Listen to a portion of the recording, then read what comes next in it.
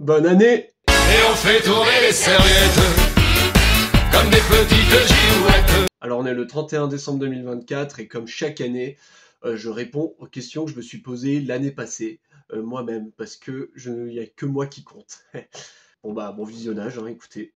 Salut Yann du futur, comment ça va? Salut Yann du passé, bah écoute, ça va bien.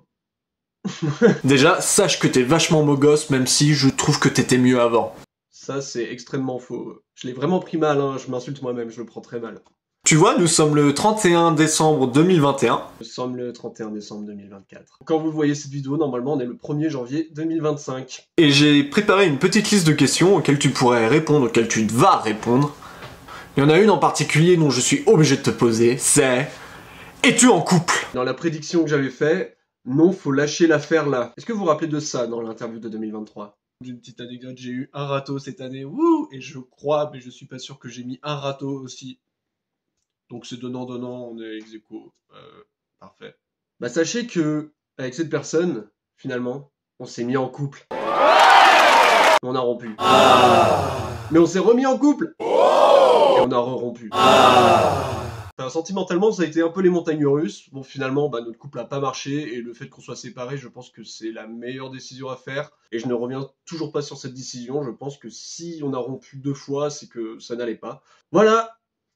Bah, enfin, cette question a eu un oui, et je m'y attendais pas. Ma seconde question, ça va être... comment se passent ces études? Est-ce que tout va bien, ou est-ce que t'as rien foutu comme d'habitude? Alors, selon ma prédiction de l'année passée, je rentre en master des sciences de l'éducation après être passé au rattrapage. Alors, déjà pour commencer, Yann du passé, tu étais très pessimiste. Tu n'as fait aucun rattrapage dans ta licence. Félicite-toi de ça. D'ailleurs, tu as eu ta licence avec mention assez bien. Putain, vraiment, j'ai une mention, je me lance des roses. Ça fait beaucoup de bien à l'ego, en fait, que je vais dire, mais de se dire que j'arrive à réussir dans des choses que j'aime pas, qu'est-ce que ça peut donner dans des choses que j'aime. Actuellement, où j'en suis dans mes études, eh ben, je ne fais plus d'études, je suis en année de césure. Pour ceux qui ne savent pas, une année de césure, c'est comme une année sabbatique, mais on reste encore étudiant. On a encore le statut étudiant et tous les avantages des étudiants. Donc actuellement, bah, je travaille dans une société d'ameublement. C'est pas un boulot qui me passionne, c'est vraiment pour histoire de mettre de l'argent de côté. Et pour l'année prochaine, peut-être réussir, enfin commencer dans un nouveau truc qui me plaît. Cette année, c'est pas parce que j'ai mis en pause mes études que je compte vraiment les arrêter. Si j'ai pris cette année de césure, c'est parce que je compte passer des concours à l'école de la Cinéfabrique et à la FEMIS, à l'école de cinéma, dans des écoles de cinéma, entre autres évidemment, parce que je sais que c'est des concours qui sont relativement difficiles. Enfin, j'aimerais bien au moins faire un truc dans le cinéma, sinon je sais qu'il y a des facultés, des facs d'audiovisuel, des facs sur le cinéma. Donc j'aimerais faire vraiment un truc qui a rien à voir avec les sciences de l'éducation, donc totalement quitter le monde de l'enfance pour aller dans le cinéma, et c'est ça mon objectif cette année. Et là, donc, je me décide de me mettre un maximum de temps libre pour préparer bien ces concours. Cette année, t'as réalisé tes projets ou t'as encore procrastiné comme une grosse larve? Ah oui, et en prédiction, on a commencé le tournage d'un court-métrage, mais on l'a lâchement abandonné. Alors cette année, mes projets, c'était un court-métrage, devinez quoi, sur la rupture, emoji cowboy. On l'a tourné au mois de juillet. Et là, j'ai pas pu le rendre parce que la faute a pas de chance. En fait, on a tourné ce court-métrage durant les vacances de juillet, sur une semaine. Et à la fin de cette semaine, il manquait, mais peut-être, allez, quelques contre-champs à faire et des plans d'insert. Il manquait vraiment que ça. On est revenu en août, mais vraiment fin août, limite début septembre. Retourner juste les contre-champs dans le décor où on voulait. Et bah, il s'avérait qu'il y avait un gros souci avec le son qui n'était pas là. C'était qu'il y avait un parking à côté qui faisait un maximum de bruit. Enfin, genre comme des travaux, on sait pas ce que c'était. Et ça faisait énormément de bruit, on peut pas régler ça, donc on a dû tout retourner. Comme moi je vous ai dit, c'était en septembre, et bah, les jours rétrécissaient. Étant donné que ça se passait l'été, mes comédiens et ma comédienne, ils étaient mis en tenue d'été, et là on commençait à rentrer dans l'automne, donc traîner en robe, traîner en chemise et en sandales, c'est plus trop possible à cette période de l'année sans avoir trop froid. Donc écoutez, c'est dommage, je suis très triste, mais c'est pas pour autant que je vais lâcher l'affaire parce que je pense que je peux réécrire ce scénario pour qu'il soit tourné en hiver. Sinon, on a continué d'écrire un long métrage, on va dire un moyen métrage avec mes amis, on est quasiment sur la fin. Ça a mis plus d'1 an, juste l'écriture de ce projet a mis plus d'1 an. Et j'ai vraiment hâte qu'on au moins on finisse de l'écrire, parce que je ne garantis rien pour le tournage, sachant que c'est assez chaud. Aussi, j'ai réalisé au mois d'avril une bande-annonce pour un festival. J'ai été aussi jury dans 2-3 festivals de cinéma. Voilà à peu près pour les projets. Non, je n'ai pas procrastiné comme une grosse larve et j'ai toujours cette impression de rien foutre. Dis-moi, t'es allé combien de fois au cinéma? Et c'était quoi ton film préféré ainsi que le film que t'as détesté?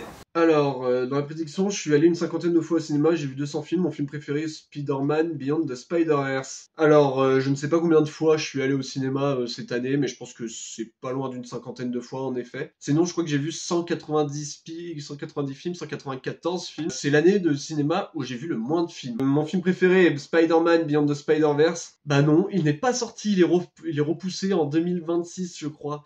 Mon film préféré, c'est un film québécois de Ariane Louis XVI.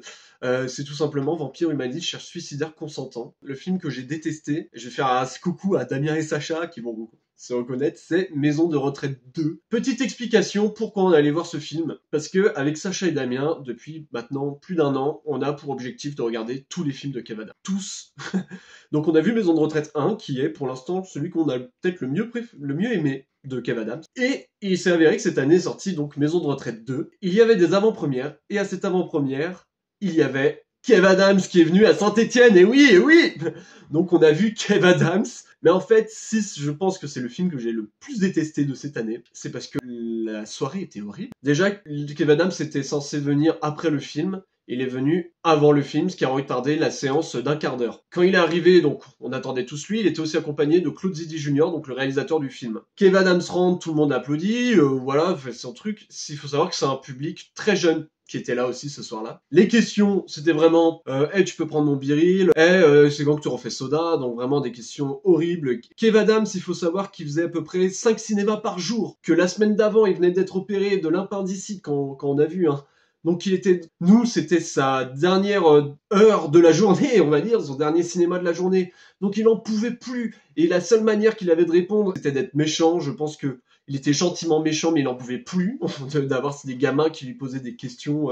Pour revenir sur le réalisateur, il y a des questions qui lui ont été posées. Lui, ce qu'il faisait juste, c'était répondre une petite blague, puis poser des questions à Kev. Lui, le réalisateur, il en avait rien à faire d'être là. Lui, il était juste là pour son chèque, ça se sentait. Après, une fois que Kev Adams soit parti, donc tout le monde s'est mis à crier « Monsieur, monsieur, on veut une photo, monsieur, une question », bref, il est parti. Le film, on pourrait dire, il a commencé. Non, non, non. On a eu d'abord des pubs. Wouhou, super, des pubs. Après, le film commence. Est-ce que le film a commencé? Oui, il a commencé, mais avec 5 minutes qui ont sauté. C'est-à-dire que vraiment, on a commencé en plein milieu d'une scène. Voilà. Niveau organisation, c'était horrible. Voilà, en soi, c'est un film oubliable, mais c'est juste la soirée, comment elle s'est passée, qui était catastrophique. Dis-moi un moment marquant de l'année. Dans mes prédictions, j'avais dit mon voyage au Festival de Cannes. Non, pas du tout. Alors, un moment marquant de cette année...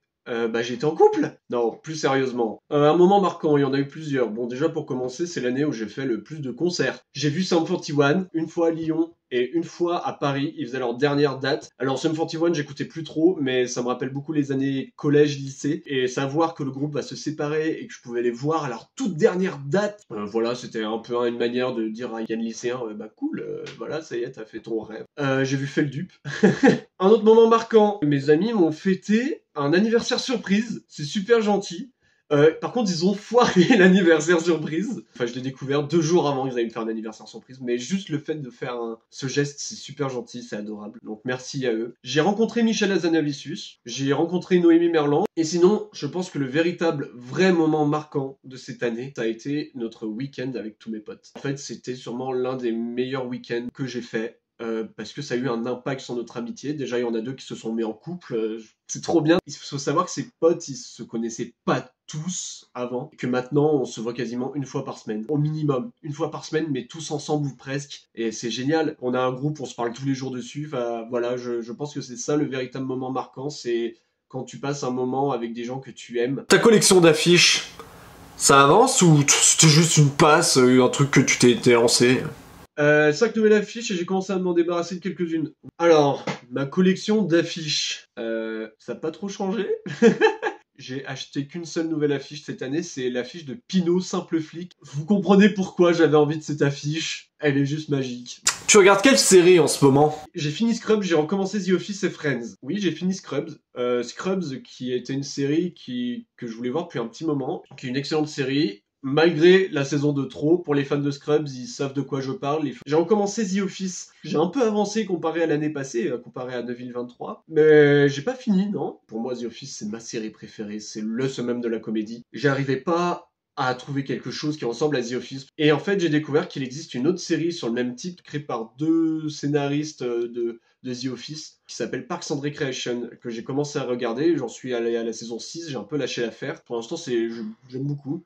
Moins bien que The Office, mais très très bien. Et il y a Rashida Jones qui joue dedans pour les fans de The Office. Si, j'ai regardé Severance au mois de décembre. Severance, c'est trop bien. Super série, très hâte de la saison 2 en 2025, qui arrive le 16 janvier, un jour après mon anniversaire. C'est super. Voilà pour ce qui est des séries. Ta meilleure rencontre de l'année, c'était qui?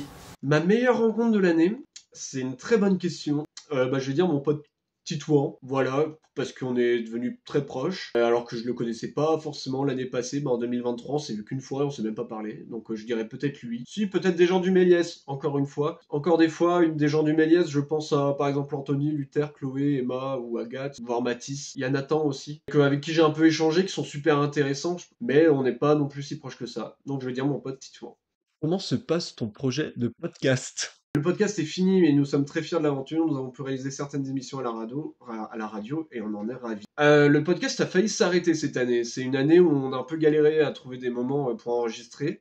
Il y a plusieurs mois qui ont sauté, et d'ailleurs je suis en retard sur le montage du mois de décembre. En parallèle de ça, on m'a donné l'autorisation pour avoir une émission de radio sur le cinéma. Une émission de radio j'allais dire menstruelle, comme si je préparais un double podcast, mais c'était terrible. Oui, on est ravis des émissions de la radio. Le podcast a failli se finir avec l'épisode sur Annette. Le podcast continue, on est passé de 7 à 3, et on a remarqué que ça marchait beaucoup mieux à 3 qu'à 7. Donc le podcast va continuer à son rythme. Je pense qu'on est vraiment sur la dernière émission. Comment se passera l'année prochaine. Non, mais c'est très bien. Le podcast, je prends toujours autant de plaisir à le faire, et je trouve qu'on a pris beaucoup de maturité dans ce projet-là, qu'il a bien grandi et qu'il est plutôt chouette. Comme on dit, on a une émission à la radio, c'est la suite logique. Yann de 2024, auras-tu un appart ? Eh bien, Yann de 2023, attention, suspense, peut-être que j'étais sur un fond vert. Non! Comme je l'ai dit dans ma prédiction, non, je n'ai pas d'appartement et j'habite encore chez mes parents. Oui, ça faillit se faire, sauf qu'avec Sacha, on est un peu des boulets. Et en vrai, vous valez mieux qu'on se prenne pas un appartement, c'était trop risqué. Je préfère travailler, mettre de l'argent de côté. Comme ça, si je pars, je pourrais véritablement me payer un appartement sans souci. Enfin, je vais te laisser pour la vidéo te rajouter une question, celle que tu veux.